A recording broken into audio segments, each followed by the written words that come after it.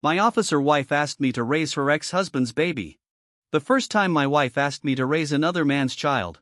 She did it at my own dining table. Not in tears, not in private, not with trembling hands and honest shame. She did it in front of her parents, her brother, and the man who had once worn the same uniform beside her in combat. The man was also her ex-husband. His name was Ryan Maddox. Mine is Daniel Hayes. I had been married to Major Amelia Hayes for 6 years. 6 years of early alarms, polished boots, field calls at midnight, transfer orders, missed anniversaries, and dinners reheated so often that the pasta turned into something closer to paste than food. 6 years of telling myself that loving a soldier meant understanding absence. 6 years of telling myself that Amelia's coldness was stress, her impatience was command pressure, and her silence was exhaustion. I had turned excuse into a marital language. That night, all of it ended over roasted chicken, red wine, and a lemon cake her mother had brought as if we were celebrating something. The whole scene had the strange stiffness of a bad ceremony. Her father, retired Colonel Harold Bennett, sat at the head of the table, even though it was my house. He kept clearing his throat and folding his napkin in half, then in quarters, then opening it again. Her mother, Marlene, watched me with the soft, pitying expression of a woman who had already decided I was about to lose and wanted credit for feeling sorry. Amelia's younger brother, Lucas, sat sideways in his chair, scrolling through his phone with one thumb and smirking like he had been invited to watch a public execution. And across from me, wearing my old gray Academy sweatshirt, sat Ryan Maddox. That was the first thing that made something inside me go quiet. Not the way Amelia avoided looking at me. Not the way her hand kept resting over her stomach. Not even the fact that Ryan had the nerve to drink wine from the glasses I had bought for our 5th anniversary. It was the sweatshirt. My sweatshirt, the one I kept on the hook by the mudroom for cold mornings when I walked the dog before work. Gray cotton, frayed cuffs, a small ink stain near the left pocket from a tax season years ago. Ryan leaned back in my chair like he belonged in my home, wearing my clothes, sitting across from my plate, looking at my wife with a familiarity that made the room tilt. Amelia sat beside me in a dark green sweater instead of uniform. But even out of uniform, she carried herself like a major, spine straight, voice controlled, emotions boxed, labeled, and locked. Then she placed one hand over her stomach and said, "Daniel, we need to have an adult conversation." I looked at my fork. It rested against the edge of the plate. I had cooked that chicken myself because Amelia said her parents were coming over and she was too tired to help.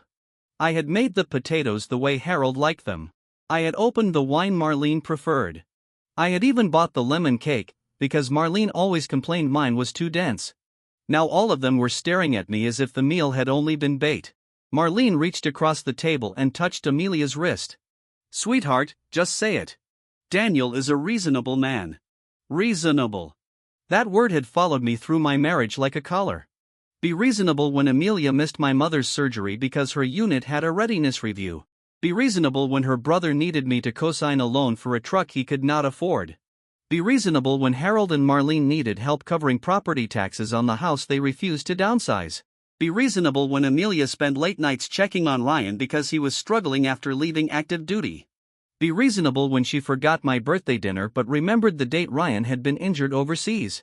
Reasonable had never meant fair. Reasonable meant quiet. I looked at my wife's hand on her stomach. Then I looked at Ryan. He lifted his glass slightly as if toasting the part of the evening where I would finally be told what everyone else already knew. "Say it," I said. Amelia swallowed. "I am pregnant." The room did not react like people hearing news. It reacted like people waiting for the next line of a script. I nodded once. Ryan is here because Amelia's lips parted. Her eyes grew wet. But there was a strange steadiness behind the tears. Not shame, not exactly fear, more like frustration that I was not making this easier because he is involved. Harold muttered. "Family is not always simple." Lucas gave a little laugh under his breath. Ryan set his wine glass down. "Life happens, Daniel." I reached into my pocket beneath the table. My phone was already unlocked because I had been checking the roast timer earlier. Without looking down, I opened the voice memo app and tapped record. Then I placed the phone face down beside my plate. Amelia noticed the movement. "Daniel," she said softly. "Please do not make this hostile." I looked at her. "You brought your ex-husband into my house wearing my sweatshirt while you still wear my ring." Hostile arrived before I spoke. Marlene's face tightened. "This is not the time for pride. No, I said, this is exactly the time for it. Ryan leaned forward. I did not come here to insult you. You chose a strange outfit for respect. His smile thinned. Amelia finally turned fully toward me. Her eyes shone. The baby is Ryan's. There it was. 6 years of marriage split open in one clean sentence. I did not shout. I did not throw the glass. I did not stand and swing at Ryan. Though part of me noticed the distance between us. The angle of the chair, the knife near my plate, the way Harold's left hand moved toward his own wineglass as if he expected violence and wanted to blame me for it. Instead, I sat still for a few seconds. All I heard was the hum of the refrigerator. I thought about the mortgage payment that came from my account every month. The health insurance I carried because Amelia's military coverage did not cover everything the way she liked to pretend it did. The personal savings I had used to help her parents when Harold's retirement investments took a hit. The thousands I had spent supporting Lucas through one failed business idea after another. I thought about every time Amelia had come home cold and distant, and I had told myself she was carrying too much. I thought about every night Ryan's name appeared on her phone, and I chose not to ask because trust, I believed, meant not turning love into interrogation. Then I understood she had not only betrayed me, she had brought the betrayal home, seated it across from me, and expected me to help feed it. I will not raise another man's child because you are afraid to live with your own choices, I said. Amelia flinched. Marlene gasped, Harold's face hardened. That is a brutal thing to say to a pregnant woman. No, I said. Brutal was planning this dinner. Ryan tapped one finger against the stem of his glass. Nobody is asking you to act like nothing happened. I turned to him. What are you asking me to act like? His jaw shifted. The child needs stability. I looked at Amelia. She took my sleeve in both fingers. Ryan is not in a place to handle this alone. He is trying to rebuild after everything. You and I have a home. We have structure. We have insurance. We can give the baby a safe beginning. I repeated. Her fingers tightened. You always said you wanted a family. I wanted our family. Blood is not the only thing that matters. No, I said, betrayal matters a lot. Lucas dropped his phone on the table. Come on, man. Plenty of husbands raise kids that are not biologically theirs. Plenty of husbands choose to. I said, I was ambushed. Marlene's eyes filled with angry tears. My daughter made a mistake. Marriage is supposed to include mercy. A mistake is forgetting to turn off the stove. This was months of choices. Amelia's face changed for the first time that night. The softness left. You think you are perfect? No. Then stop acting like a martyr. I almost laughed. Not because it was funny, because she truly believed that refusing humiliation was the same as performing victimhood. Ryan took another drink from a glass I had bought. Maybe do not embarrass everyone, Daniel. Be mature. There it was. The command beneath all the soft words. Be mature. Be calm. Be useful. Pay the bills. Give up the bedroom. Let the other man become family. Let your wife call this complicated instead of cruel. Raise the baby so everyone can pretend the damage is modern, generous, and emotionally evolved. I picked up my phone and stopped the recording. Then I stood. Amelia looked up quickly. Where are you going? To do the mature thing? Marlene exhaled. Good. Walk around the block. Calm yourself. I looked at her. No, I am ending the performance. I opened my banking app. My hands were steady. That surprised me. Joint household account.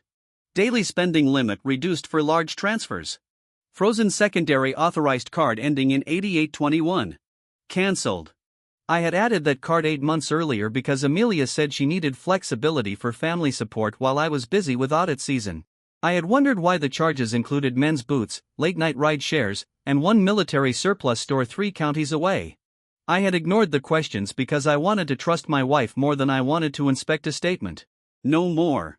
Then I opened the automatic payment list. Harold and Marlene Bennett mortgage payments scheduled for tomorrow. Cancelled. Amelia stood so fast her chair scraped the floor. Daniel, what are you doing? Protecting myself? Her phone buzzed first, then Marlene's, then Harold's. Marlene stared at her screen. What is this? The mortgage payment you expected tomorrow is not coming from me. Harold rose halfway. You cannot just cut that off. I can, I said. I did. Amelia's face lost color. That payment keeps them current. Then your child's father can help. Ryan's eyebrows shot up. Hey, this is not about me. For the first time that evening, I smiled. It is entirely about you. Lucas pointed at me. You are punishing her whole family because your pride got hurt. No, I said. I am no longer funding my own replacement. Amelia came around the table toward me. Both hands lifted as if approaching a frightened animal. Daniel, stop, please. We can define boundaries. We can go to counseling. We can figure out what the baby calls you. It does not have to be Dad immediately. The room tilted. Not because I was surprised, because she had already imagined it. She had already designed my title in the lie. I stepped back before she could touch me. Do not come closer. She froze. I took off my wedding ring. The small band had been on my hand for 6 years. I had worn it through hospital corridors, tax audits, late-night grocery runs, military ceremonies, and quiet dinners alone while Amelia was away. I placed it beside my untouched plate. The sound of metal against ceramic was small. It still silenced the room. Amelia whispered, "Please do not do this." You did this. I turned toward the hall. Ryan's voice followed me, smooth and poisonous. Come on, Daniel. We all know she will come around. You are the safe one. I stopped at the front door. That was his gift. He had said aloud what everyone at the table believed. Safe meant reliable. Safe meant easy to use.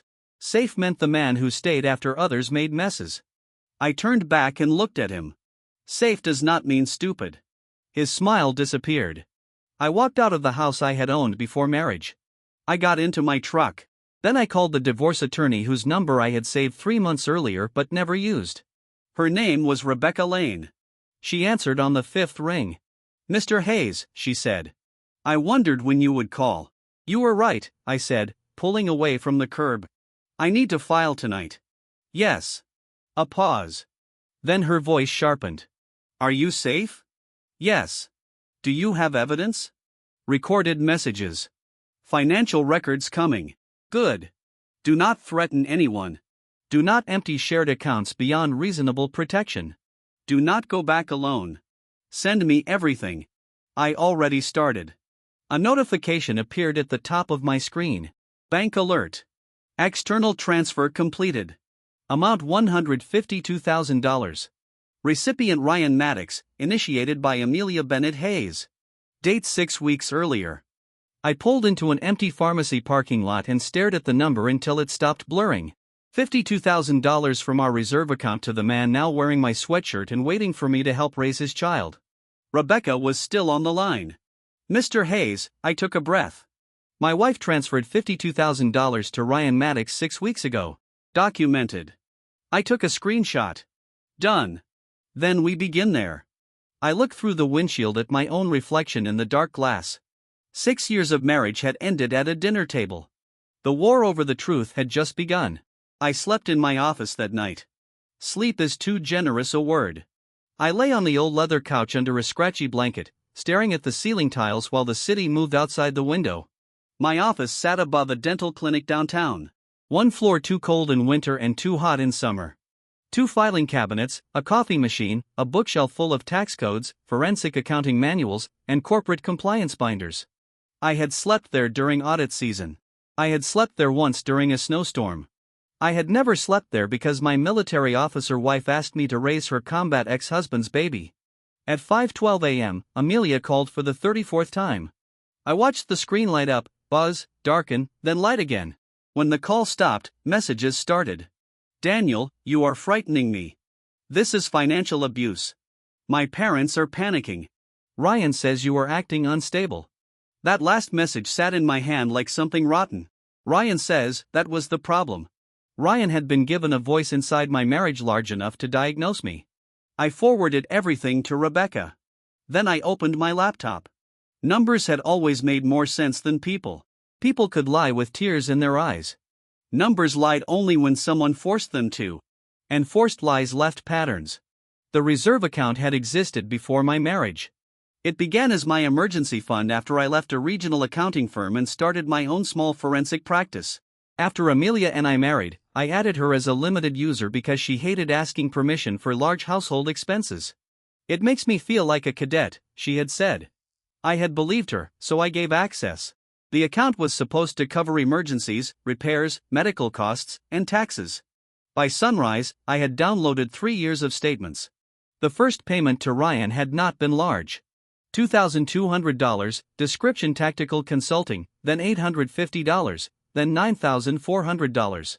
Then hotel charges, ride shares, a luxury watch, a firearms range membership, a training equipment invoice, a rehabilitation retreat, 3 restaurant charges within walking distance of the same hotel, then the $52,000 transfer 6 weeks earlier. Total direct payments to Ryan Maddox, $194,700. Total suspicious charges tied to him, $136,410. Total support payments to Amelia's parents over 4 years, $139,000, not counting property tax penalties, medical copays, and 1 emergency roof repair Harold said he would repay. When the pension adjustment cleared, I leaned back and rubbed my eyes. I had not been blind. Blind would have been kinder. I had been trusting. There is nothing more profitable to a dishonest person than a good person trying not to become suspicious. At 7:30, I called the bank. By 8:20, Amelia's reserve access was revoked. At 8:45, I called the insurance broker and removed Ryan's truck from the discounted bundle Amelia had somehow convinced me to add because, in her words, he is basically unit family. Unit family. I hated that phrase. Now, at 9:05, I confirmed the title of the black SUV Amelia drove.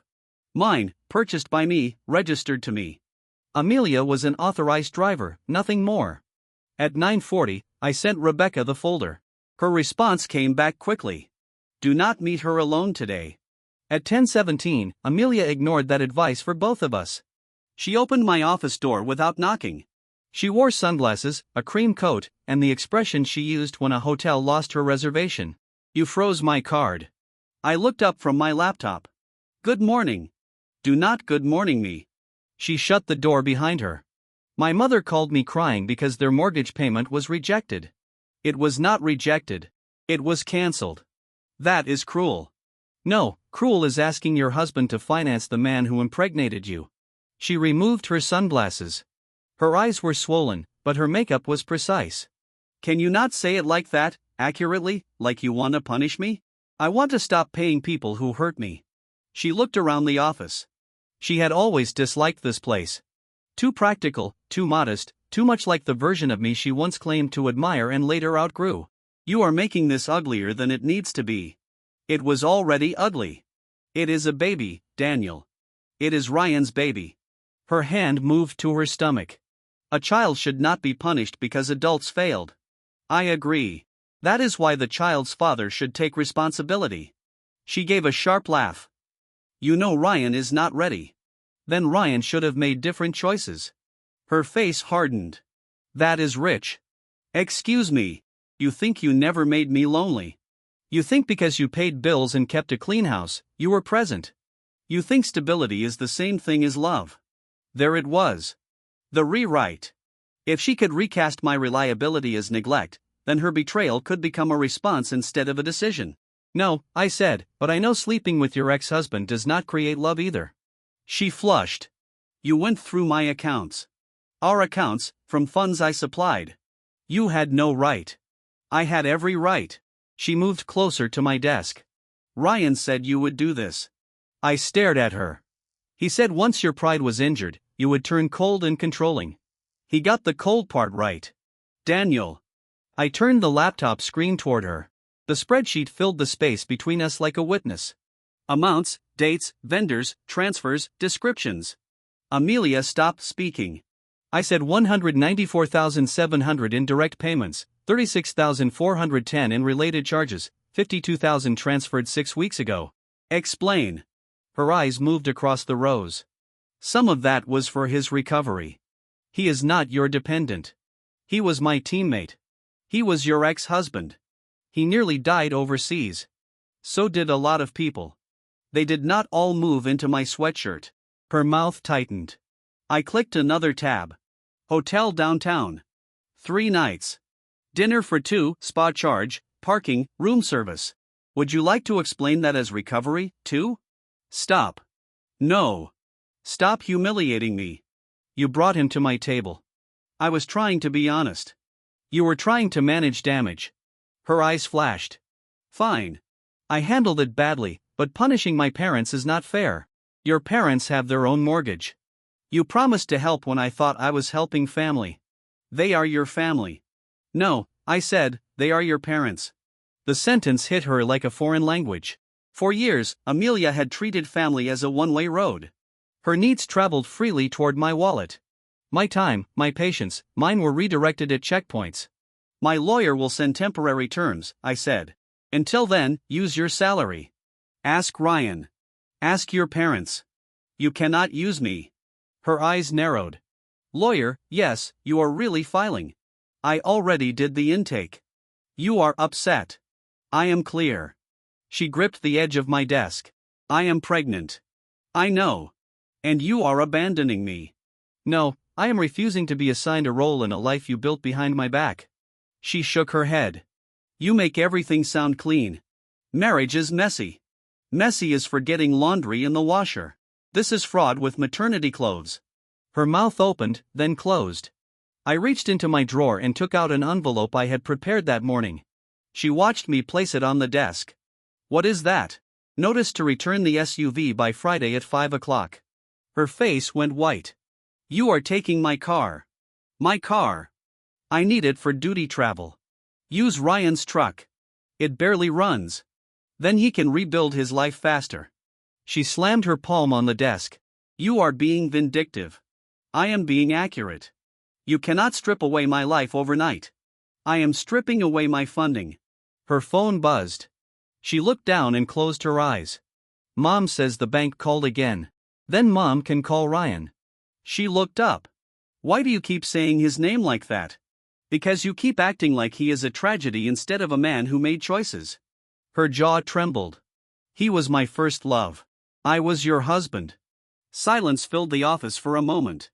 I saw the woman I had married, not Major Amelia Hayes, not the disciplined officer, not the daughter who could turn her parents' demands into moral obligations, not the woman who had sat at my table and asked me to swallow betrayal as duty. Just Amelia, scared, cornered, still selfish. Daniel, she whispered, I do not know how to do this without you. That nearly reached the old part of me. Nearly.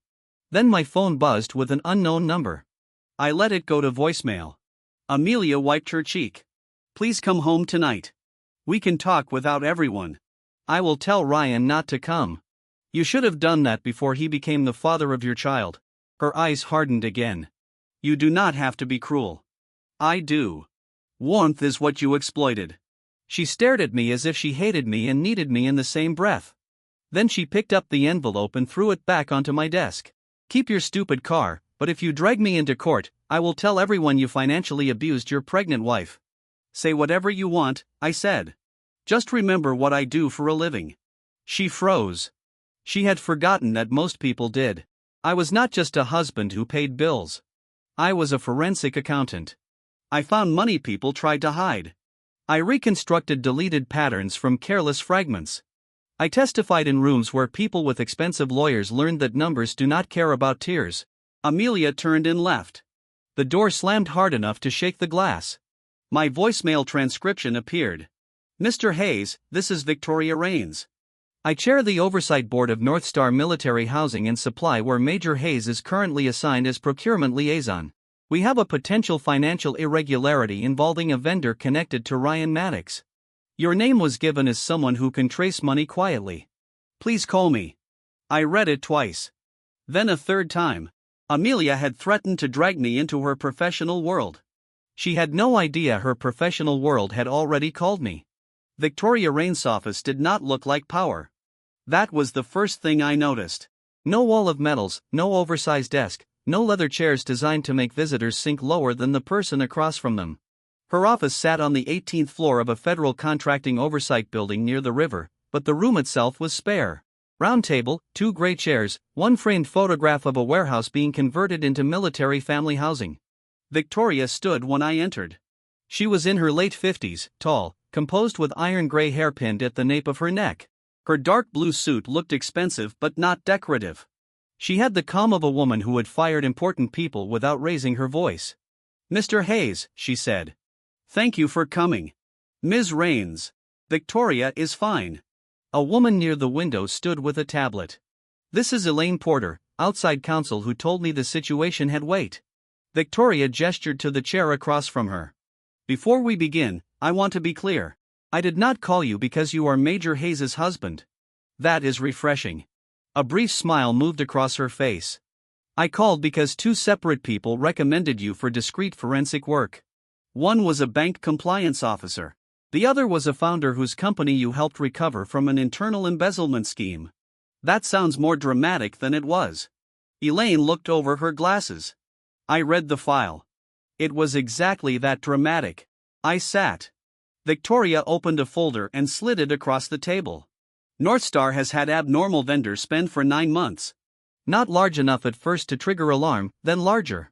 It was categorized under military family support programming, veteran reintegration services, communications, consulting, and housing outreach." I did not touch the folder yet. "Amelia approves those vendors."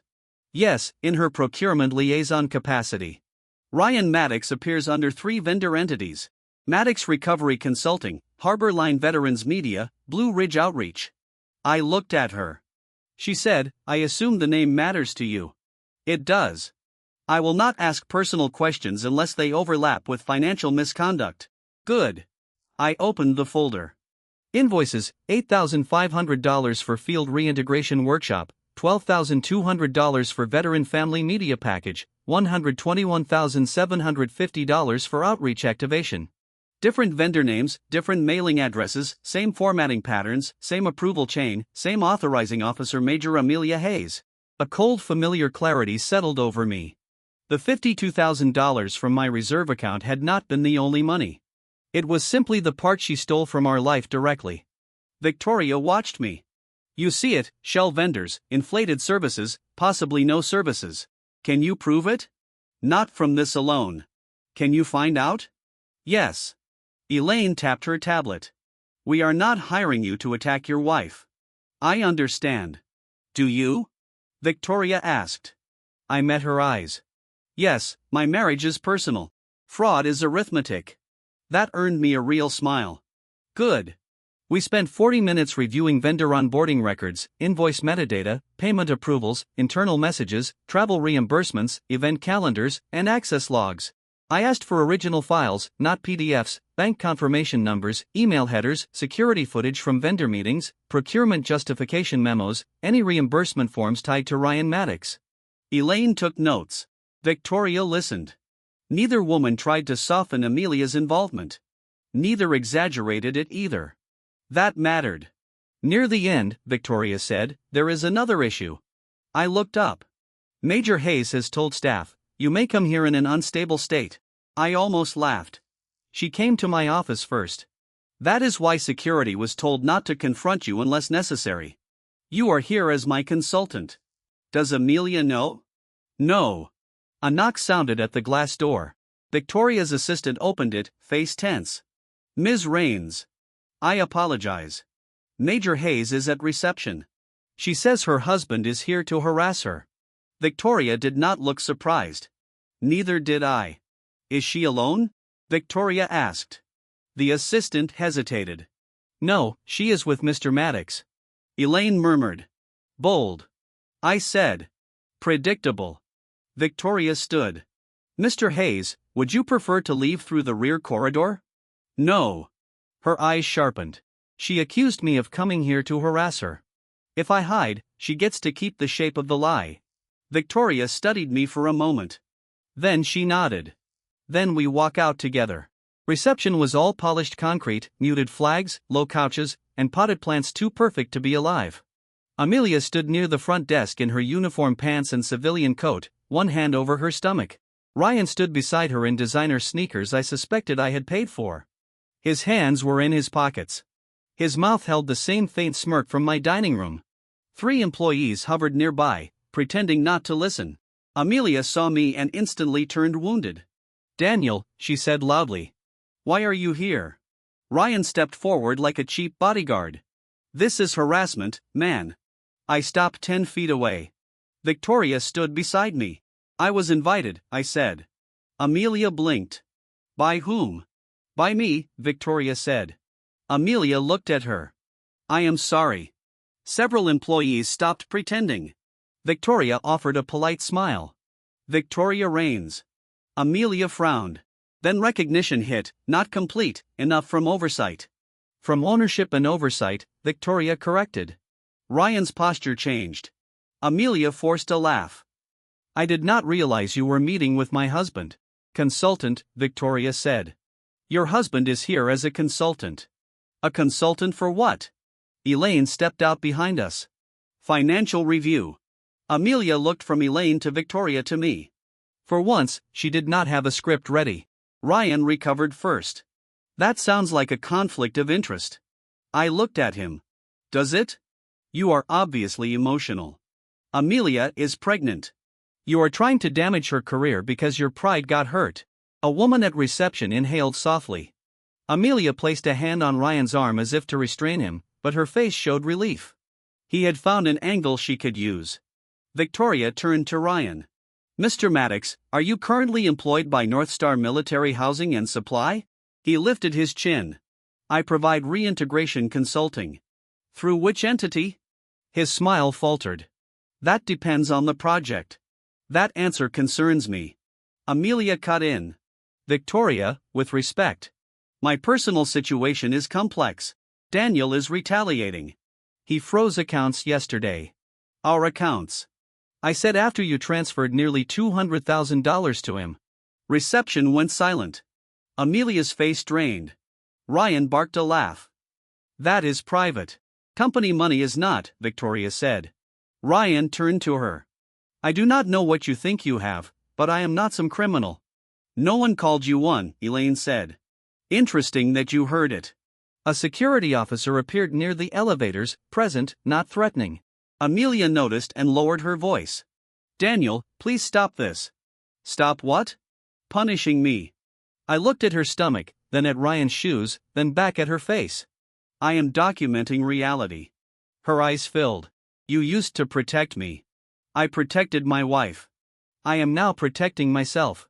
Victoria spoke before Amelia could answer. Major Hayes, you are not being questioned today. You will receive formal notice regarding document preservation. Until then, do not delete emails, messages, vendor files, invoices, approval memos, access logs, or communications related to Ryan Maddox, Maddox Recovery Consulting, Harborline Veterans Media, Blue Ridge Outreach, or any related entity. Amelia stared at her. Document preservation. Elaine said, yes. Ryan's face changed, fear fast but visible. Victoria saw it. So did I. Amelia whispered, Daniel, what did you do? I looked at the woman I had loved for 6 years. Then I answered honestly. I stopped looking away. Victoria turned to security. Please escort Mr. Maddox out. He is not authorized to access this floor or any North Star office without written approval. Ryan stepped back. This is ridiculous. The guard approached. Ryan pointed at me. You think this makes you a man? I did not move.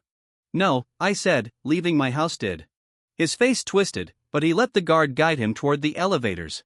Amelia watched him go. For the first time, Ryan was being removed from a room instead of me. Victoria leaned toward me and spoke quietly enough that only I heard. Your wife does not know who owns her command support contractor. I watched Amelia stare at the elevator doors as if part of her future had just closed inside them. No, I said, but she is about to learn. By Friday afternoon, the SUV was still not in my driveway. That did not surprise me. Amelia had spent years treating deadlines like flexible suggestions if the consequence belonged to me. Apologies, repayments, boundaries, plans, everything could be delayed if she could make the delay sound emotional enough. At 4:42 p.m., I texted her once. The SUV is due by 5. Leave the keys in the mailbox and remove your personal items. At 4:50, she replied, I cannot believe you are doing this while I am pregnant. At 4:51, I replied, I cannot believe I have to. At 5:19, my driveway remained empty. At 5:27, my doorbell camera sent an alert. I opened the live feed from my office. Amelia stood on the porch, one hand on her stomach, the other holding her phone. Behind her, Ryan carried 2 duffel bags and a garment bag. The SUV sat at the curb. My SUV. Ryan looked up at the camera and smirked. Nice place.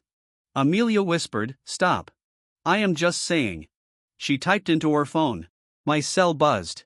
We need to stay at the house tonight. Mom is too upset. Ryan can sleep on the couch. I stared at the message. Then I looked at the camera feed. Ryan stepped closer and tried the front door handle, locked. He tried again harder. Amelia turned and rang the bell. I pressed the speaker button. What are you doing? Amelia jumped at my voice. Daniel, open the door. No, this is still my home. It is my premarital property. You left with Ryan. I did not move out.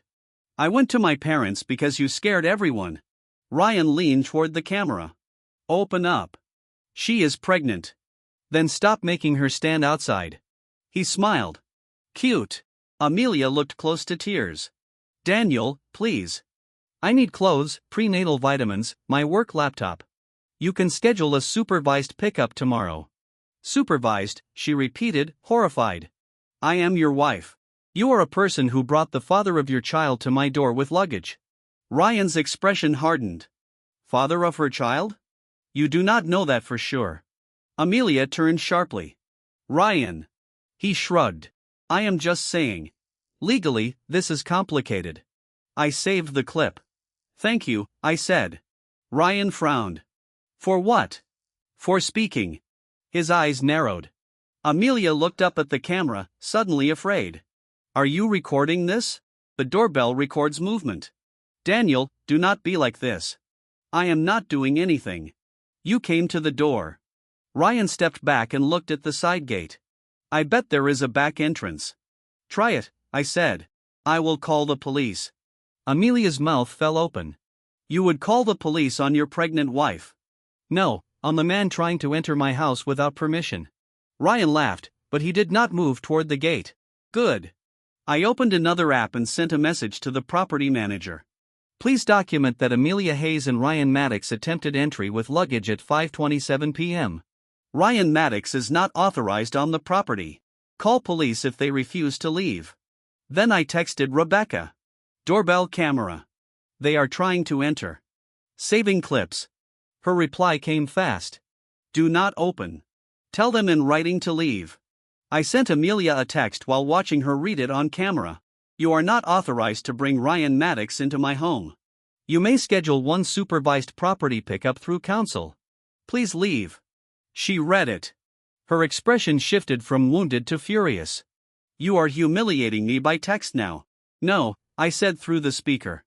I am creating a record. Ryan muttered. This guy is unbelievable. Amelia turned on him. Stop talking. He raised both hands. I am trying to help. You are not helping. For the first time, irritation passed openly between them. I watched carefully. Relationships built on fantasy do not need reality to push hard before cracks appear.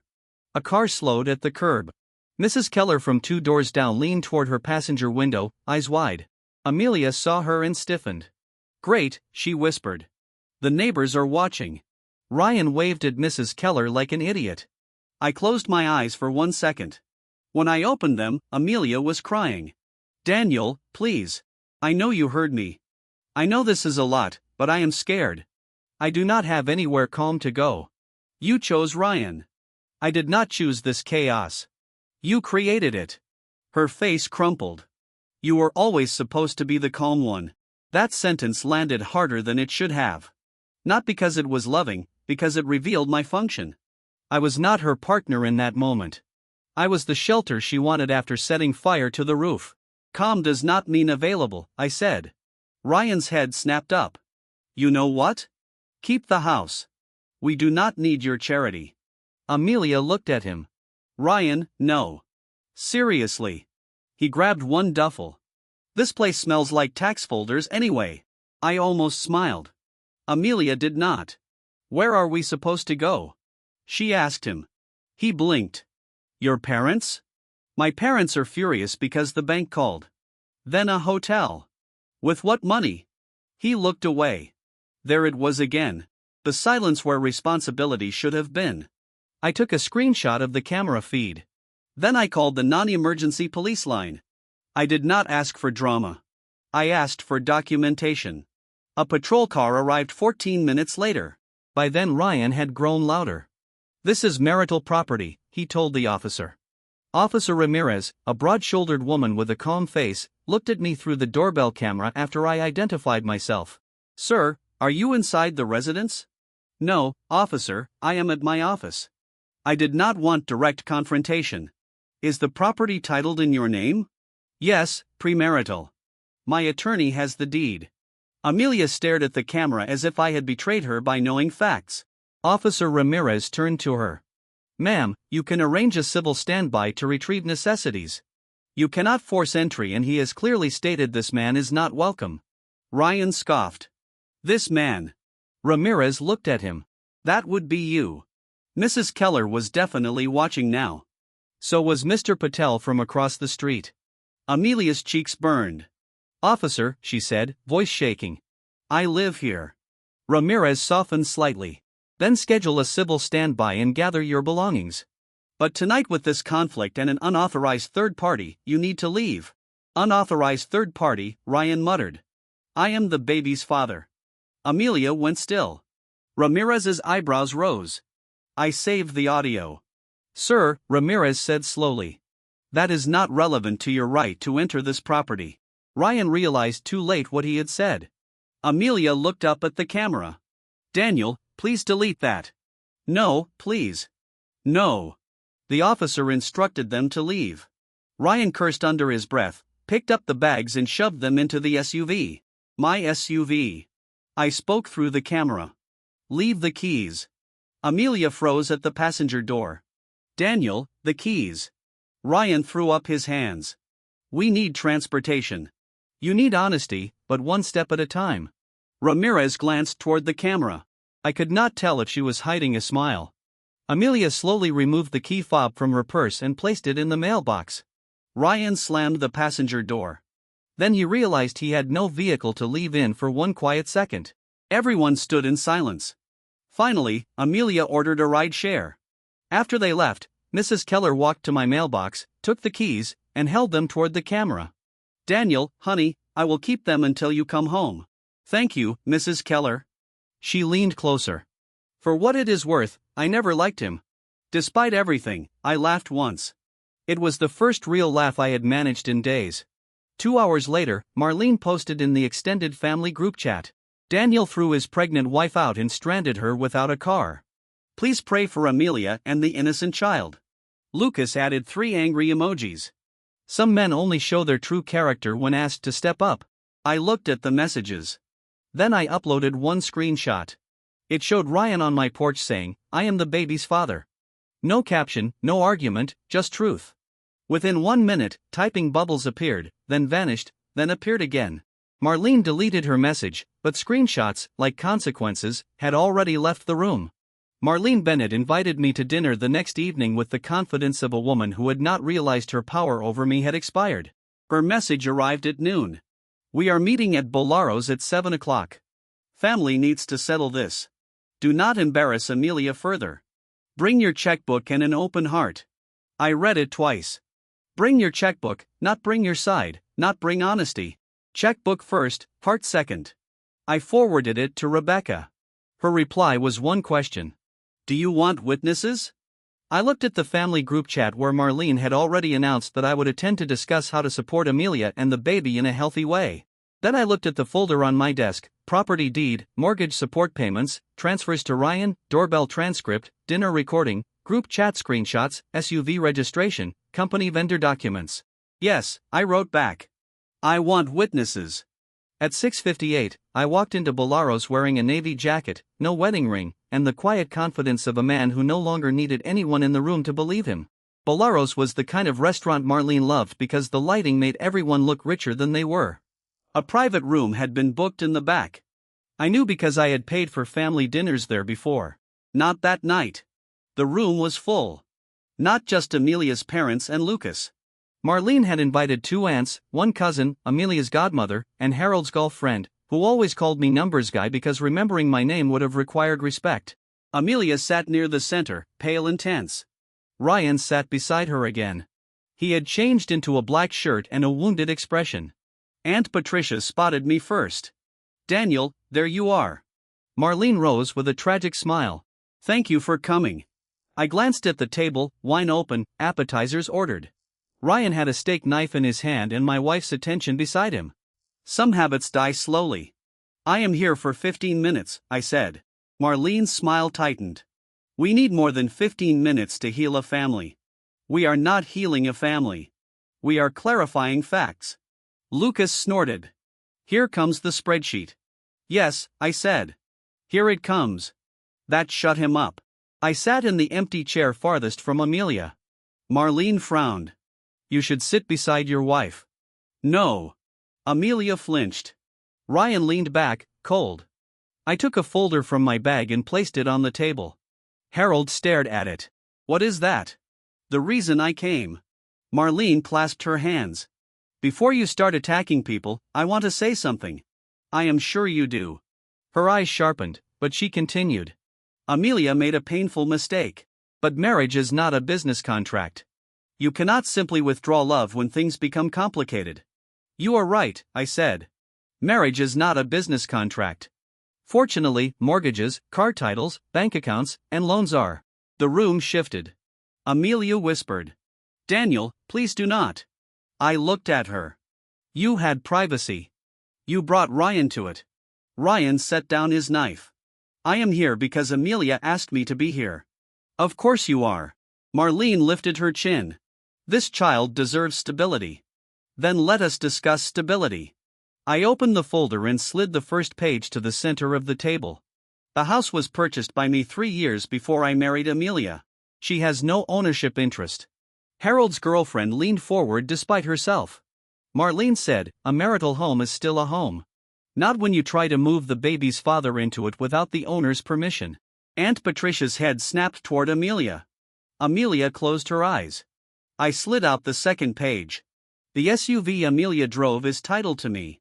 It was returned yesterday after police documented that Ryan attempted to enter my home." Lucas leaned forward. "You called cops on a pregnant woman." I tapped the page. "Officer Ramirez documented that Ryan identified himself as the baby's father on my porch." Aunt Patricia whispered. "He said that." Ryan's jaw tightened. "That was taken out of context." I looked at him. "Explain the context." He opened his mouth. Nothing came out. I took out my phone and played the 12-second clip. Ryan's voice filled the private room. "I am the baby's father." Then Officer Ramirez's voice. "Sir, that is not relevant to your right to enter this property." The room went silent. A server entered with calamari, sensed the heavy mood in the air and backed out. Marlene's face turned blotchy. "You recorded a private family situation." "It was my front porch." Amelia's godmother June looked at her. "Honey, is this true?" Amelia's voice broke. "It is complicated." June sat back slowly. "That means yes." Ryan leaned forward. "I am not denying biology, but Daniel is making this about ownership and money when a child is involved." I turned another page. "Speaking of money," Amelia's eyes flew open. "No, I did not raise my voice. I did not need to." Over the last 2 years, Amelia transferred at least $194,700 from accounts I funded to Ryan Maddox. Additional charges tied to him total $36,410. 6 weeks ago, she transferred $52,000 from our reserve account. Patricia gasped. Harold looked at Amelia. $52,000. Marlene gripped her napkin. Lucas said that could be for anything. "Correct," I said, so I brought descriptions. I passed copies down the table. Training, consulting, hotel, luxury retail, ride share, range membership, recovery retreat, direct transfer. Amelia covered her face with one hand. Ryan looked around the table. Suddenly, less like a wronged lover and more like a man searching for exits. Marlene found her voice. "Why would you bring this here?" "Because you invited witnesses." Her mouth opened then shut. Harold said quietly, "Amelia, did you send him that money?" She did not answer. That was answer enough. Ryan stood. "This is a setup." I looked up at him. Sit down. He laughed. You do not tell me what to do. No, the restaurant manager might. He frowned. What? The private room door opened. A man in a gray suit stepped inside. I recognized him from the bar area. He looked at Ryan with the exhausted expression of someone meeting an unpaid invoice in human form. Mr. Maddox, he said. I thought that was you. Ryan went pale. The manager turned to me. Mr. Hayes, you asked us to confirm whether any guest in this room had an outstanding balance. Mr. Maddox does. March private lounge rental unpaid. Also a chargeback dispute. Every head turned to Ryan. He pointed at the manager. That was handled. It was not, the manager said. Lucas muttered. Dude. Ryan glared at him. Amelia looked like she might be sick. Marlene stood. This is unnecessary. No. Aunt Patricia said sharply. Let him finish. Marlene stared at her sister. Aunt Patricia folded her arms. You dragged us here and told us Daniel abandoned Amelia. You left out the part where Amelia emptied money into her ex-husband. June nodded slowly. And the part where the ex-husband is sitting here eating dinner. Ryan threw his napkin onto the table. I do not need this. I said. You do need to know one thing. He paused. Any future contact with me goes through counsel. Any attempt to enter my property will be reported.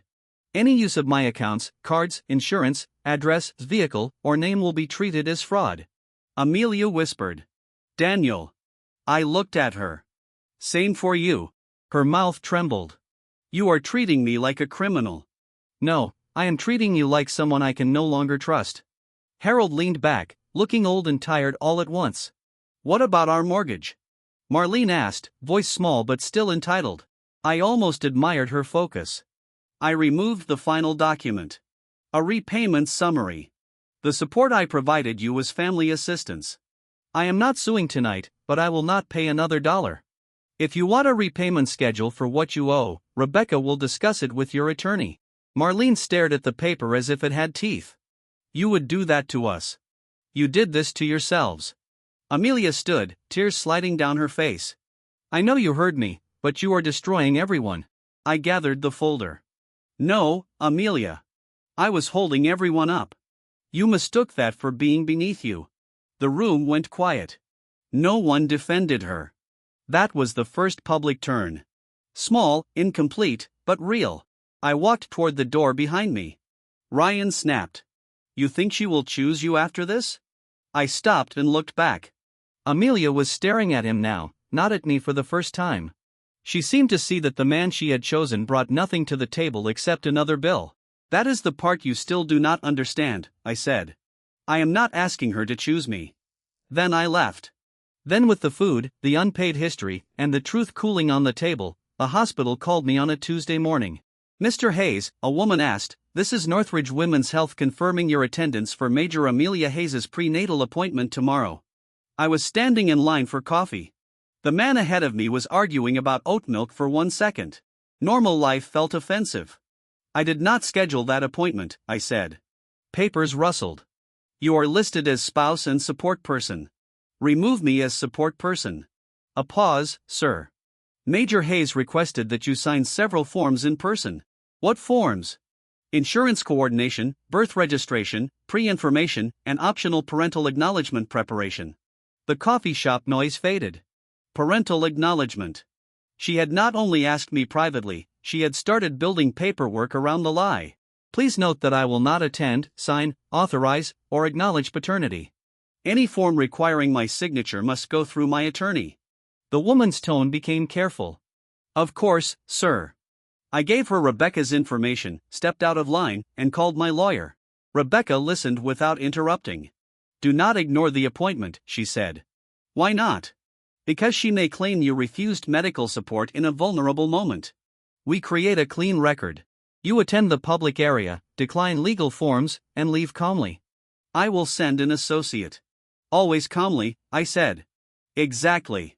The next afternoon, I walked into Northbridge Women's Health with Rebecca's associate, Paul Lynn, a sharp young attorney who looked too polite until someone tried to bully him.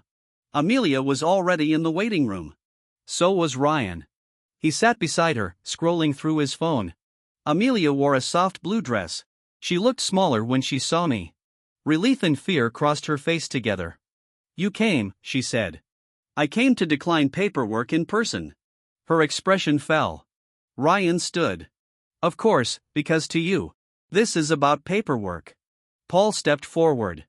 "Mr. Hayes will not discuss legal matters directly." Ryan looked him over. "And you are counsel?" Amelia whispered. "Daniel, did you have to bring a lawyer to a prenatal appointment? You brought the baby's father." Several women in the waiting room looked up. Ryan's face flushed. "Keep your voice down." "Interesting request."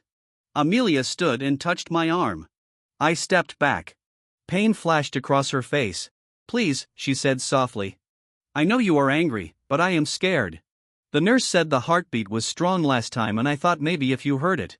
If I heard it, I would forget who the father is." Her eyes filled. "I thought you might remember who you are." That almost worked. It was cruel because it borrowed the language of goodness. Amelia had always known where to press.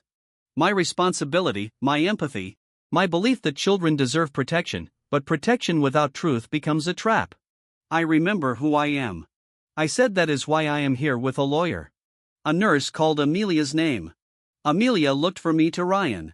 Ryan did not move. She noticed. So did I. "Are you coming?" she asked him. "Yeah," he said too quickly. "Of course." The nurse checked her clipboard. Only one support person. The room became painfully quiet. Ryan's eyes slid toward me. "Well, he is the husband."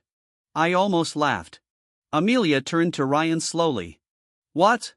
He shrugged. "Legally, for now, it might be easier for insurance." The last color left her face. I said nothing. That silence did more damage than any insult. The nurse looked uncomfortable. "Ma'am," Amelia swallowed. "Ryan, I need you in there." He shifted. I want to be there, but if forms come up, Daniel should hear them." Paul said, "Mr. Hayes will not sign anything." Ryan snapped. "Nobody asked you. I am here precisely because someone did." Amelia wrapped both arms around herself. "I do not know what to do." I looked at Ryan. "Try asking the father." Ryan glared. "You are enjoying this." "No, I am documenting it." Paul held up his phone slightly. "Recording." Ryan saw it and stepped back. The nurse cleared her throat. "We need to proceed." Amelia chose Ryan. She did it with hesitation, but she chose him. They disappeared through the door. I sat in the waiting room beside Paul. Across from us, an older woman with a knitting bag gave me a look of such fierce sympathy that I had to look away. 23 minutes later, the exam room door opened. Amelia came out crying. Ryan followed angry. That doctor had no right to ask me about legal responsibility in front of her, he said. Paul stood. I remained seated. Amelia's eyes found mine. "He said we should speak to a family law attorney before the birth." "That is good advice." Ryan scoffed. "Doctors think they know everything." He asked Ryan if he was prepared to be listed as the father. Amelia whispered, her face crumpled. Ryan said, "We needed to explore options." There it was. Options, the favorite word of people who wanted benefits without consequences. Amelia turned on him. "You said you wanted this baby." "I do." "You said you loved me." "I do." "Then why would you not say yes?" Ryan lowered his voice. "Because Daniel is still legally your husband. If he is willing to provide insurance, we do not need to rush." The waiting room heard enough. A young man in the corner muttered, "Wow." Ryan pointed at him. "Mind your business." The young man lifted both hands gladly. Amelia looked at me shattered. "Did you know he would say that?" "No," I said I suspected. Paul handed Amelia an envelope. She stared at it. "What is this?" "Temporary filing notice," Paul said. "Petition for divorce, preservation of financial records, and notice of non-acknowledgement of paternity." Her hand shook so hard the envelope bent. "At the hospital," she whispered. Rebecca had warned me the timing would look brutal. But Amelia had tried to use the hospital to pull me toward legal fatherhood. I had answered in the same building on the same record. Before the risk grew teeth, I stood. "I hope the baby is healthy," I said. I mean that, but I will not become the legal shield for what you and Ryan chose. Ryan stepped toward me. You smug son of a Paul moved between us. Do not. The nurse at the desk reached for the phone. Ryan stopped. Amelia clutched the envelope against her chest. Daniel, please do not leave. I already did. I walked out of the clinic to the parking lot. My phone buzzed. Victoria. Internal hearing scheduled Friday. Major Hayes and Ryan Maddox are named in preliminary findings. You should be present. Below that, another message appeared from an unknown number. This is Ryan. We need to talk like men. You do not want everything coming out. I looked at the threat for a long moment. Then I forwarded it to Rebecca, Paul, and Victoria. Ryan was right about one thing. Everything was coming out. North Star held its annual military family charity gala at the Monroe Hotel. A place built for chandeliers, polished marble, and lies that looked beautiful under warm lighting. Amelia had helped plan the event for months. She had chosen the donor wall, the silent auction, the military spouse scholarship table, the floral installations, and the soft ivory backdrop, where officers and board members took photographs pretending their smiles were spontaneous. I knew because she had talked about it at dinner for half a year back then. She called it her career-defining night. By Friday, it had become something else, a room full of witnesses. Victoria asked me to attend as part of the investigation team. Rebecca approved. Provided I did not confront Amelia privately, Elaine would be there. So would 2 internal auditors, company security, and a representative from the insurance carrier. Fraud, I had learned, attracted a crowd once it got expensive enough. I arrived at 7 in a black suit I had bought for an anniversary dinner Amelia had cancelled. Because Ryan needed grounding after a bad week. The irony felt appropriate. The ballroom glittered. A string quartet played near the donor wall. Officers in dress uniforms moved among executives in dark suits. Military spouses smiled over champagne. A photographer captured staged laughter beneath warm lights. North Star's logo glowed behind the stage. Amelia stood near the entrance in a dark red dress, one hand resting over her stomach. Ryan stood beside her. He wore a velvet jacket and the same smug expression that never seemed to match his legal situation. When Amelia saw me, her smile died. Ryan's grew. Bold move. He said as I approached, showing up at her event. I was invited. By your imagination. Before I could answer, Victoria appeared at my side. By me, she said. Ryan's face tightened. Amelia looked around quickly. Victoria, can we not do this here? This night matters to the organization. Yes, Victoria said. It does. Amelia lowered her voice. If this is about the review, I can explain everything next week. You had your chance to preserve records. I did. Elaine stepped up behind Victoria. You deleted messages from the vendor approval channel. Amelia froze. Ryan's head turned sharply toward her. I did not delete anything important. Amelia said, that was not your decision to make, Elaine replied. A board member approached, smiling uncertainly. Victoria, is everything all right? Victoria turned to him. Not yet. Those 2 words carried farther than they should have. People began to notice. Amelia whispered, please, it was not directed at Victoria. It was directed at me. I did not answer. The program began at 7:30.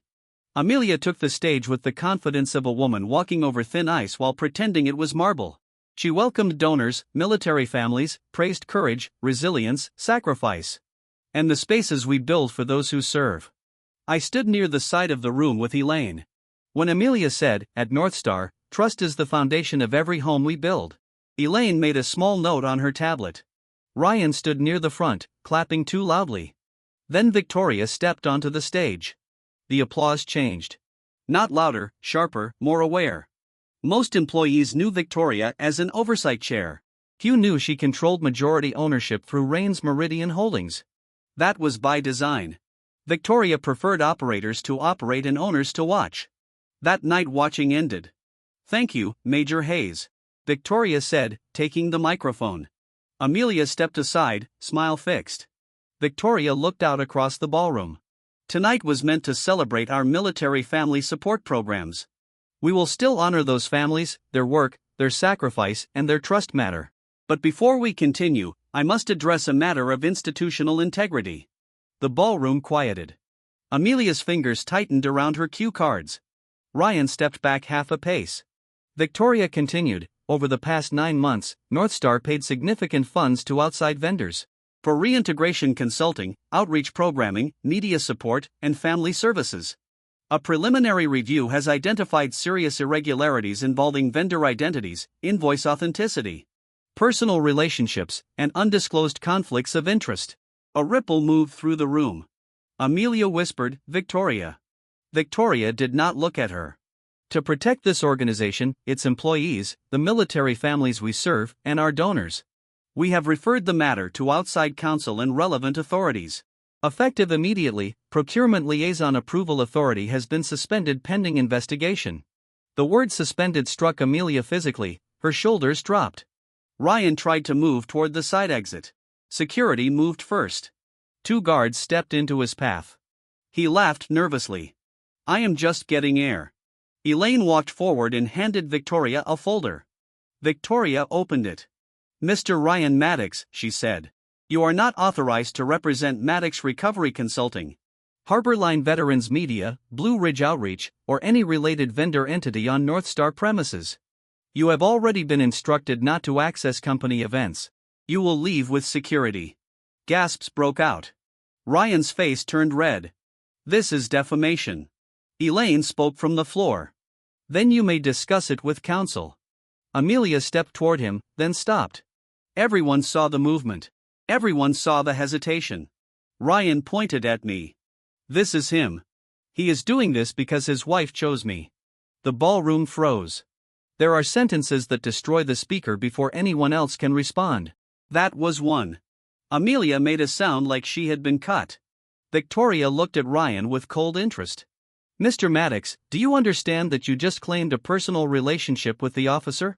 Who approved payments to your vendor entities?" His mouth opened. No sound came out. Elaine added in a room full of witnesses. A donor near the bar whispered, "Oh my God." Ryan tried to recover. "That is not what I meant." I stepped forward just enough for him to see me. "You always talk too much when you think you are winning," I said. His eyes burned with hate. "At least I do not hide behind women with money." The room shifted again. Victoria turned slowly. "Mr. Maddox," she said, "I am the woman with money." A few people sucked in breath. Amelia stared at Victoria. There it was, understanding. Late, terrible, complete. Victoria continued, "And I own the organization your access depended on." Ryan's face collapsed. Security escorted him out while he cursed under his breath. The photographer, to his credit, lowered his camera. Amelia stood under golden lights, humiliated in the exact room she had wanted to impress. Victoria faced the audience again. "To our donors, I apologize for the disruption. Your contributions tonight will be handled through a segregated account overseen directly by Rains Meridian and outside counsel. No funds connected to the investigation will affect military family distributions." Professional, clean, brutal. The room applauded slowly, then steadily, not for the scandal, for control. Amelia stepped down from the stage as if the floor might reject her. She walked straight toward me. "Did you give her everything?" she whispered. "I gave records." "You ruined me." "No. I opened the books." Her eyes filled. "This was my career. You used it to pay your ex-husband." "I was trying to help him." "You were trying to keep him." She flinched behind her. Employees whispered. Donors looked away. A board member removed his name tag and left. The first public turn had been at Bolaro's. This was the second larger, brighter, permanent. Amelia grabbed my wrist. "Please," she said. "Do not let her fire me." I looked down at her hand until she released me. "You still think I control consequences?" Her face crumpled. "You could speak for me." "I already did for 6 years." I stepped back. Victoria approached with 2 folders. "Mr. Hayes," she said, professional again. "We need your signature on the chain of custody acknowledgement." "Of course." Amelia stared between us. In that moment, she finally understood the title of her own downfall. She had brought Ryan into my home and asked me to raise his child. Now, the woman who owned the organization she served was asking me to sign the papers that would help take her power away. Amelia came to the house on a rainy Sunday without Ryan. That was the first thing I noticed. The second was that she rang the bell only once. She stood under the porch light in a gray sweater, hair damp at the ends. One hand holding a small bakery bag from the place near our old grocery store, the bakery where we used to buy cinnamon rolls. On Saturday mornings when our marriage still felt ordinary. I watched her through the doorbell camera from inside the living room. For the first time since that dinner. I was home. The house looked different with half her things gone. Cleaner, yes, but not happier. Empty spaces have their own weight. The missing blue vase in the hallway. The bare hook where her green raincoat used to hang. The empty drawer in the bathroom. Divorce does not erase a life. It shows where the screws were. She pressed the bell once. I opened the door but left the chain on. Her eyes moved to it. Pain crossed her face. You really think I am dangerous? I think the chain is useful. She looked down at the bakery bag. I brought the cinnamon rolls you like. I am not hungry. No, she said softly. I guess not. Rain ticked against the porch roof. She looked smaller without an audience. No parents behind her. No Ryan smirking over her shoulder. No Lucas turning cruelty into jokes. Just Amelia, wedded, pregnant, standing at the door of a house she thought would always open. Can we talk? She asked. Through the door, her mouth tightened. Daniel, through the door. She swallowed. Fine. I waited. She took a breath. North Star suspended me. I know. Of course you do. I submitted records. I am not part of the employment decision. You and Victoria looked close at the gala. There it was. Even now, with everything burning, Amelia could still reach for jealousy like it was a weapon she had not forfeited. Do not do that, I said. Do what? Pretend my professional work is the same as your affair. She looked ashamed for half a second, then tired. I am sorry. I said. Nothing. I am, she insisted. I know you do not believe me, but I am sorry. What are you sorry for? She blinked. Everything. Name it. Her lips parted. Rain filled the silence. I watched her search for a version of truth that did not expose too much. For hurting you, she said. Name it. Her eyes flashed. Daniel, I am trying. No, you are summarizing. She looked toward the street. Mrs. Keller's curtains moved next door. Amelia saw and lowered her voice. I am sorry I slept with Ryan. The sentence sat between us. Her hand moved to her stomach. I am sorry I got pregnant. That sounds like you are apologizing for the consequence. She flinched. I am sorry I lied. Tears filled her eyes. I am sorry I asked you to raise his baby. For the first time the words came without wrapping. No modern family. No biology is not everything. No Ryan is struggling. Just the truth. I let it stand. She wiped her cheek. I thought if everyone was at the table, you would calm down. You always calm down. I know. I thought if my parents were there, you would not leave. I know. I thought if Ryan was honest, maybe it would feel less like betrayal. Did it? She closed her eyes. No. Why did you bring him into my house? Her eyes opened. Because he said we needed to show you we were serious. He said if you saw he was not going away, you would stop fighting reality. Reality fought back. A broken sound left her throat. Ryan is not who I thought he was. I looked at her through the narrow opening. He is exactly who he showed himself to be. You preferred the version that made me disposable. She covered her mouth for a moment. I thought she would leave instead, she said. I do not have anywhere stable right now. No, my parents are angry. Lucas says I ruined everything. Ryan is staying with some friend because he says the stress is bad for him. Of course he is. The company removed my procurement access. Northstar cut off my system credentials. I cannot speak to half my team. I cannot use my work email. That is what investigations do. I know. She looked past me into the hallway. I missed the house. The sentence was honest in a way that did not help her. The house did not betray you. I said, you betrayed the person who paid for it. Her shoulders shook. Can I come in for 10 minutes? No, please. I just want to sit somewhere that feels normal.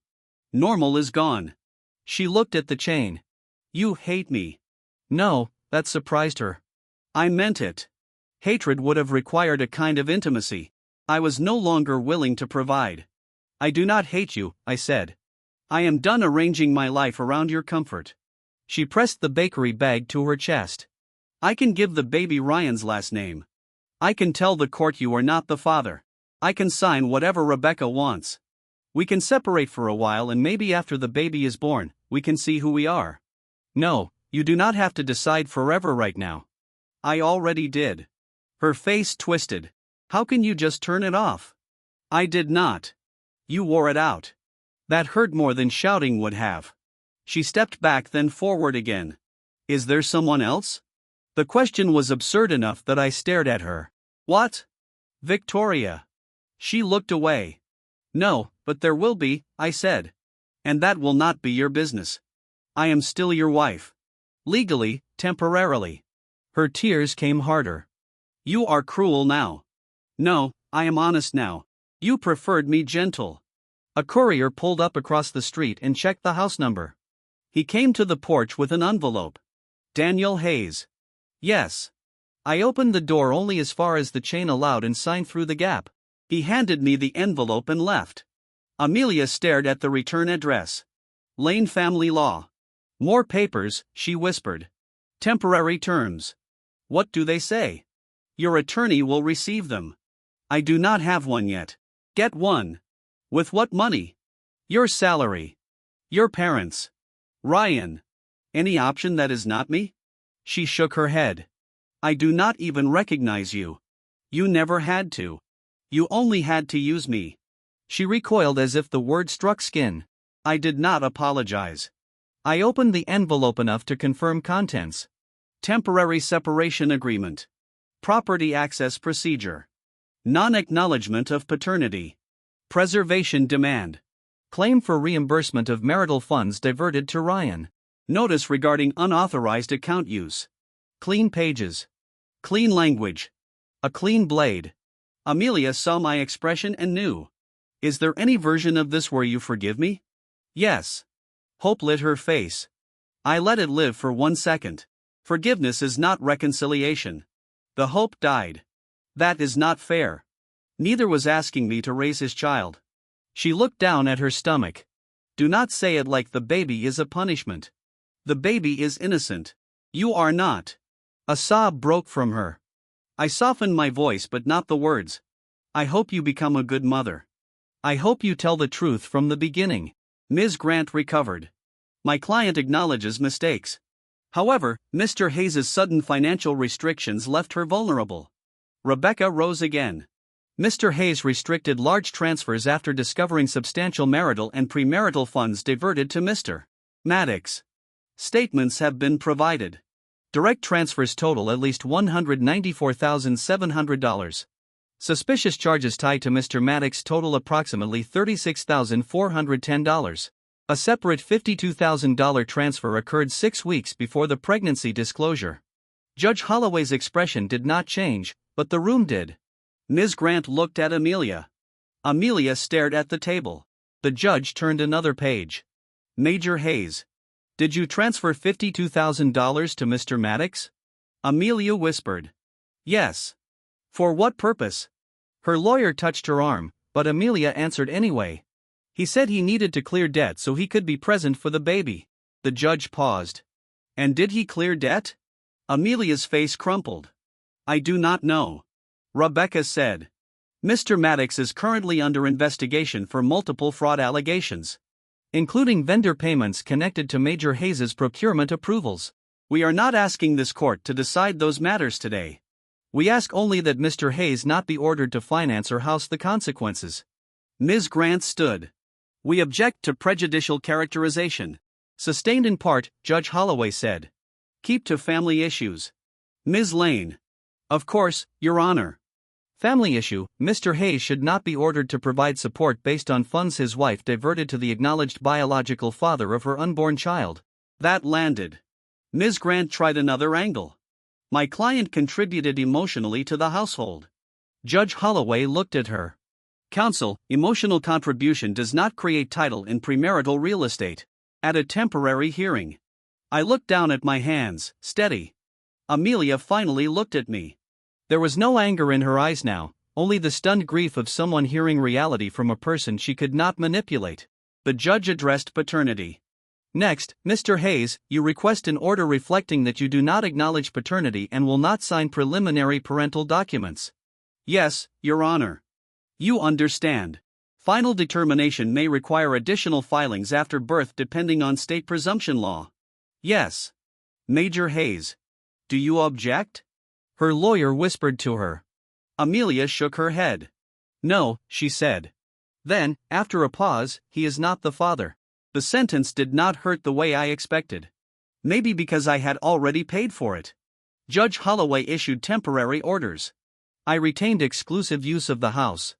Amelia could retrieve belongings through civil standby. The SUV remained with me. Joint accounts were restricted pending tracing. I would maintain legally required spousal insurance until further order, but I would not sign parental documents or optional maternity financial obligations beyond what the law required. Harold and Marlene's mortgage assistance was not my obligation. All non-emergency contact would go through counsel. Then the judge looked at both attorneys. Given the evidence of substantial transfers and related investigations, I am ordering financial preservation, no deletion of messages, emails, vendor records, banking data, or procurement files. I expect counsel to coordinate with any criminal or civil inquiry without turning this divorce into a discovery circus. Rebecca nodded. Understood. Ms. Grant looked as if she wished she had taken a different case. As we packed up, Amelia stood too quickly. Daniel. Rebecca touched my sleeve, warning.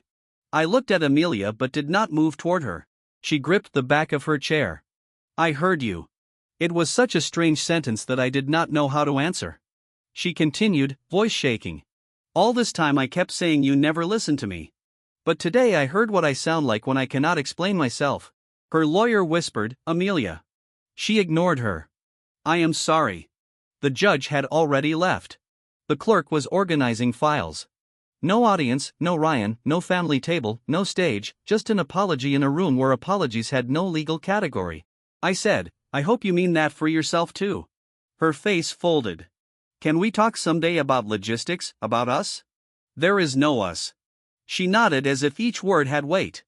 Then she said, Victoria terminated my procurement assignment. I had expected it. I did not know it had happened yet. My judgment exposed the organization to unacceptable risk. She said, that is the official wording. I said nothing. She laughed once, broken and bitter. That is a polite way to say I ruined my life for a man who stole from everyone. I picked up my folder. She looked at my empty ring finger. I used to think your calm meant you did not feel deeply. No, I said, it meant I was trying not to destroy what I loved. Her eyes filled again. I walked out with Rebecca before Amelia could turn that pain into another request. In the hallway, Rebecca handed me a copy of the temporary order. You did well. I do not feel like I won. You did not come here to win. You came here to stop bleeding. That was true. Near the exit, my phone buzzed. Victoria. Board. Approved termination of Major Hayes's Northstar Procurement Authority. Maddox's vendor files are with law enforcement. Also, when this is over, I would like to discuss a business proposal. No rush, just do not disappear. For the first time in weeks, a message about the future did not feel like a threat. I stepped out of the courthouse into cold sunlight. Behind me, the door opened. Amelia came out with her lawyer, saw me, and stopped for 1 second. We looked at each other across the courthouse steps. Then I turned away first. That was another kind of order. Not from the court. From me. Amelia signed the final divorce agreement at a conference table with a water stain shaped like a crooked heart. I noticed because grief makes stupid details memorable. The table belonged to Rebecca's office. 2 neat stacks of paper sat between us. Amelia sat with Ms. Grant on one side. I sat with Rebecca on the other. No one raised their voice. No one cried at first. That made it worse somehow. The end of a marriage should have sounded larger. Instead, it sounded like paper sliding over wood and pens clicking open. Amelia had given birth 3 weeks earlier to a boy named Miles. I learned his name through counsel. Ryan was listed on the birth certificate after a paternity test and court order forced the issue. He had not appeared at the hospital until 2 days after the birth. By then, Amelia had stopped expecting him to become someone else. Ryan's legal problems had multiplied. North Star filed a civil claim. 3 women filed fraud complaints. Bolaro's added its unpaid balance. The unauthorized vehicle access became part of a broader charge package after police found evidence that he had used copied key fobs and account access before. Men like Ryan always looked spontaneous until records showed repetition. Amelia was not charged criminally, at least not then. The organization concluded she had violated procurement policy, failed to disclose conflicts, approved improper vendors, and misused authority. She lost her assignment, part of her deferred compensation, and the professional reputation she had polished for years. In the divorce, she lost the house, vehicle access, account access, and any claim that I owed support for Miles. She kept her personal savings, her clothes, some furniture, and the consequences of her choices. I did not celebrate. There is a difference between justice and joy. Rebecca walked through final terms one last time. Both parties waive future claims except those preserved. In the reimbursement schedule, Major Hayes agrees to repay $28,000 in misapplied marital funds over 36 months. Mr. Hayes waives additional pursuit of separate premarital funds as part of settlement without admission of obligation. Contact limited to written communication regarding remaining property transfer. No public disparagement. Amelia gave a small laugh. Everyone looked at her. Sorry, she whispered. Public disparagement after everything that happened publicly. Ms. Grant touched her arm. Amelia nodded. I know. Rebecca looked at me. I nodded, too. We signed page after page. Initials, signature, date. Daniel Hayes. Amelia Bennett Hayes. On the last page, her name appeared without mine attached. Amelia Bennett. She stared at it for a long time before signing. When it was done, Rebecca gathered the papers. Ms. Grant stood. We will wait for certified copies. Amelia did not move. Can I have 5 minutes? She asked. Rebecca looked at me. I had promised myself I would not give Amelia another private stage, but the room had glass walls. The attorneys would stand outside. The door would remain open. 5, I said. The attorneys stepped out. Amelia sat with both hands folded on the table. She looked exhausted in a way makeup could not hide. Motherhood had arrived around her like weather without shelter. How is he? I asked before I could stop myself. Her eyes lifted. Miles. I nodded. A fragile smile crossed her face. Healthy. Loud. He hates being cold. Good. He has Ryan's mouth. I looked away. Sorry, she said quickly. That was unnecessary. It is true. Truth is allowed. She absorbed that. We listened to muffled office sounds beyond the glass. Then she said, Ryan asked me for money from jail. I almost closed my eyes. Did you send it? No. That surprised me. She saw it and smiled sadly.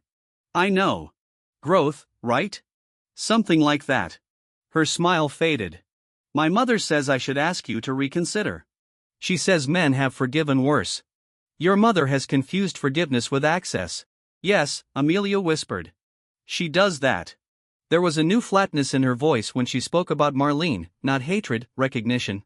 Lucas will not talk to me unless he needs something. Dad is quiet all the time. Mom helps with the baby and then cries because people at church look at her differently. I said nothing. I thought losing you would feel like losing one person, she continued. But it was like the lights went out in every room at once. The house, the car, the bills, my job, my parents' respect, my own story about myself. Her fingers trembled. I built everything on the idea that you would stay decent no matter what I did. That was a bad foundation. She nodded. I know. The open door made the conversation feel less dangerous. Still, every word was a place I had once lived.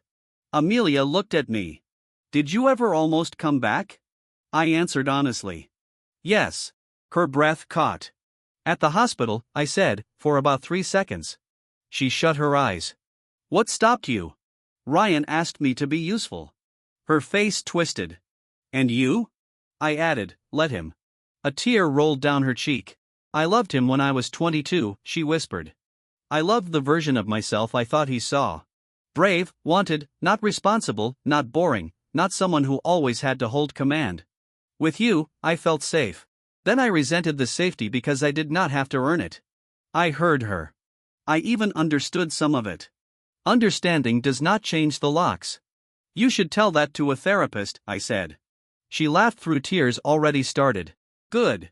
Her eyes searched my face. Do you love her? I did not ask who she meant. Victoria and I had not crossed any lines during the divorce. We had worked, we had spoken, we had shared coffee after hard meetings where neither of us pretended the world was fair. She had become someone whose calls did not make my stomach tighten. That was all, and it was not Amelia's to examine. My life after you belongs to me, I said. She nodded slowly. That is fair. The words sounded new in her mouth. She wiped her face and stood at the door. She paused. I really am sorry, Daniel.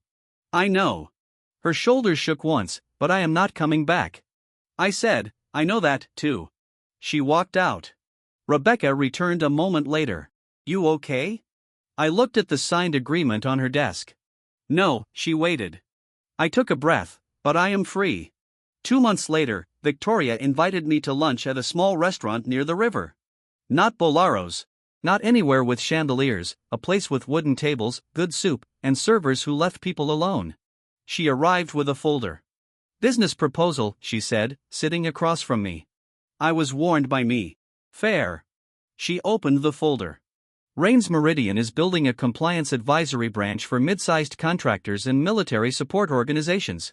Internal controls, vendor audits, ownership transitions, fraud prevention. I want you to lead it. I read the first page.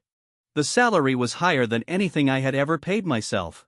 The equity offer made me look up. This is generous. No, Victoria said, it is price to value. I stared at that phrase. Price to value. Not tolerated. Not used. Not praised for being dependable while drained. Valued. I need time to review. Take it. That is dangerous. I read everything. I am counting on it. For the first time in a long time, I smiled without bitterness. Victoria smiled back. It did not heal me. That was not her job. But it reminded me that not every open door leads into a room where someone waits to take. I did not fall in love with Victoria Rains because she helped expose my ex-wife's corruption. That would make a cleaner story, sharper, easier to sell to people who want revenge to look like a lightning strike. The truth was quieter. I fell in love with her because she answered questions directly. Because she never asked me to confuse sacrifice with love. Because when I said I needed time, she gave it without punishing me. Because she read contracts before signing them and expected me to do the same. Because the first time I canceled dinner due to a client emergency, she did not accuse me of neglect. She sent soup to my office and wrote, "Eat before you rescue the world from invoices." Because she laughed at dry jokes. Because she hated performative charity. Because she remembered that I drank coffee black only during audits 6 months after the divorce. I accepted the partnership offer. Rains Hayes Advisory opened on the 7th floor of a renovated brick factory. The same old factory from the photograph in Victoria's office. She had bought it years earlier after her father lost his job there when she was a teenager. She did not talk about it often, but when she did, I understood why she valued control without worshipping it. We built the firm slowly. No flashy launch, no dramatic press release, just careful work for organizations that needed someone to find leaks before the ship sank. Our first major client was a family-owned construction supplier where the founder's nephew had been inventing vendors. Our second was a veterans nonprofit with sloppy controls, but no bad intent. Our third was a military housing contractor whose silent partner was not silent enough. I worked hard. I slept better.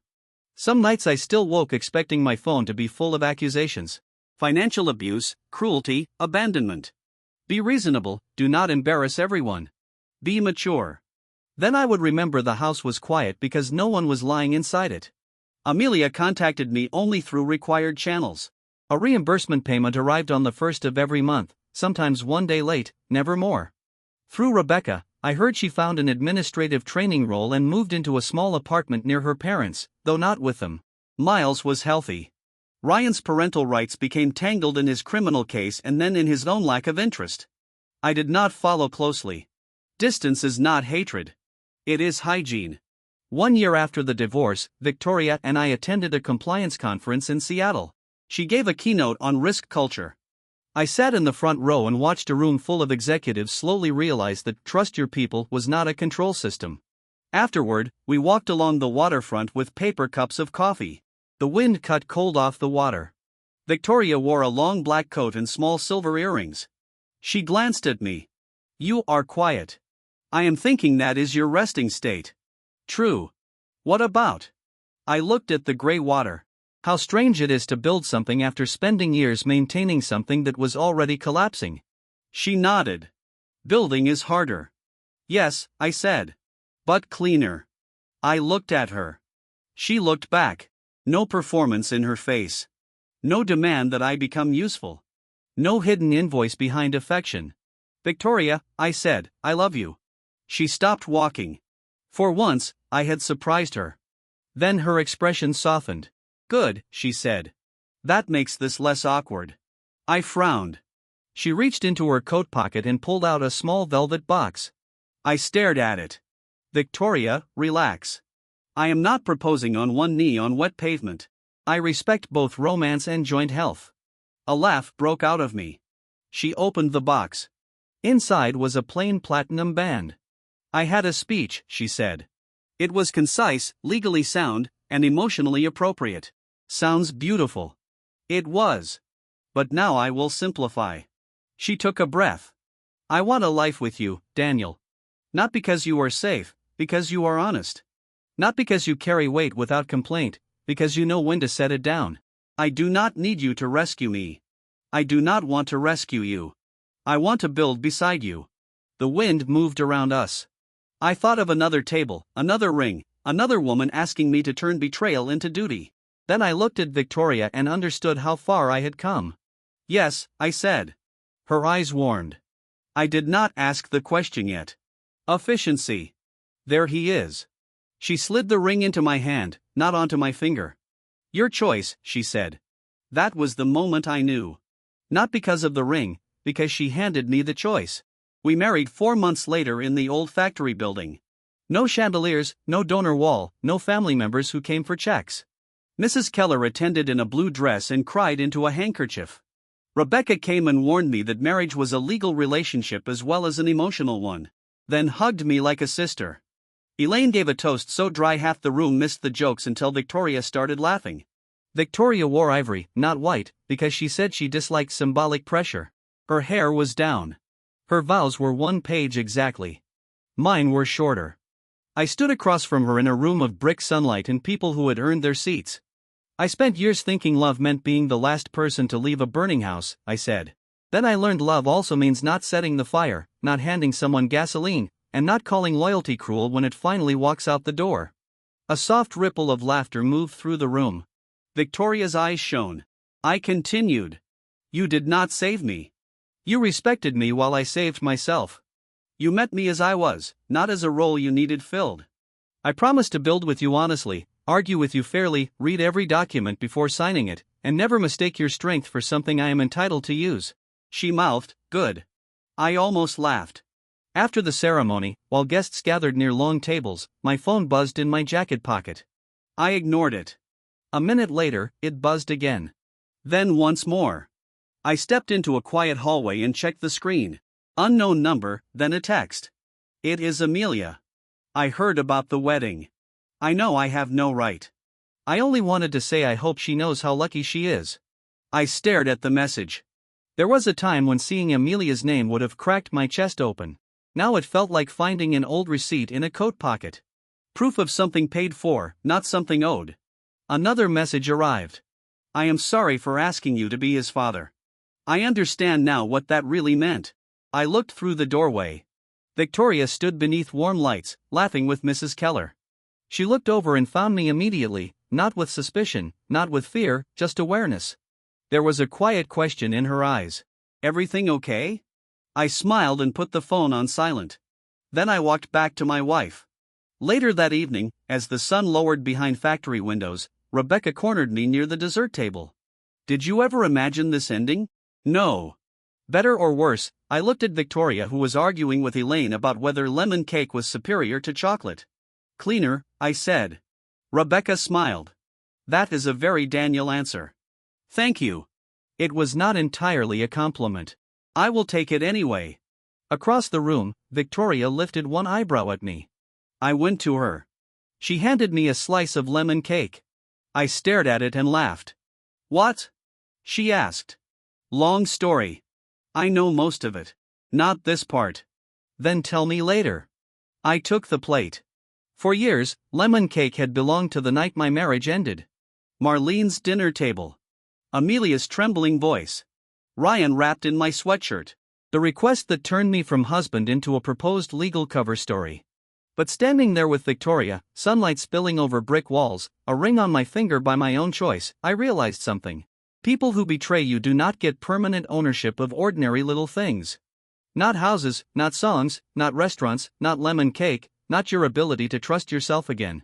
Amelia had begged me to raise her ex-husband's baby because she thought my inherent decency was a disposable resource she could claim. Ryan had mocked me openly because he believed being chosen by a selfish woman made him the true winner. Marlene had labeled me cruel simply because I stopped funding the easy comfort of people who never cared about my pain. They were all wrong. Decency without firm boundaries is never genuine love. It is unpaid labor. And I was finished giving my labor to people who framed my self-respect as a debt they thought I owed. Victoria touched my arm gently. You disappeared for a second, she said. No, I said, glancing around the room we had built together at all the guests who came out of genuine care or respect. Not chasing handouts. I am right here.